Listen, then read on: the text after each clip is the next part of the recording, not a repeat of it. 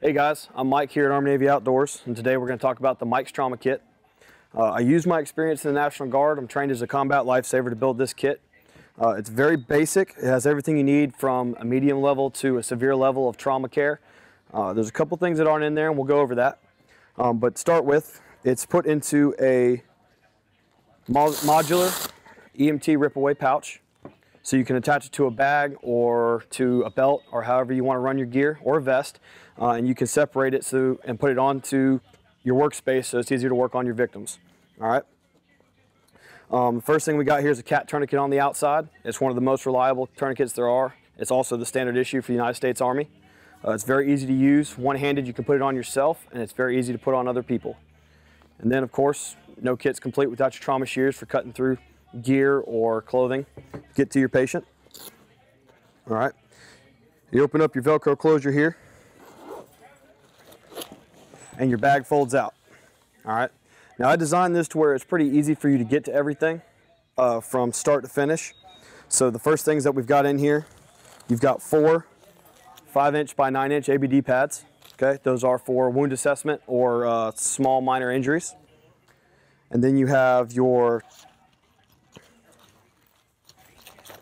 have 2 packing gauze. It's essentially a roll of Kerlix that's been vacuum sealed and compressed. Good for packing wounds or wrapping up injuries.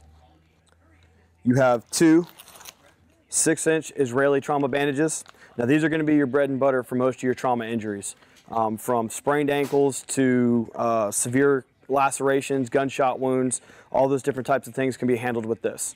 If you go on our website, there's also some videos from the manufacturers on how to use these things. All right.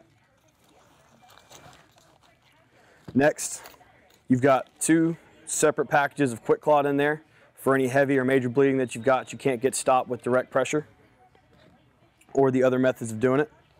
Then you have a roll of tape. Now the roll of tape is put in here through the 2 little closures on a piece of 550 cord. That's for 2 reasons. 1, so that when you open up your bag in a stressful situation, you don't lose your tape.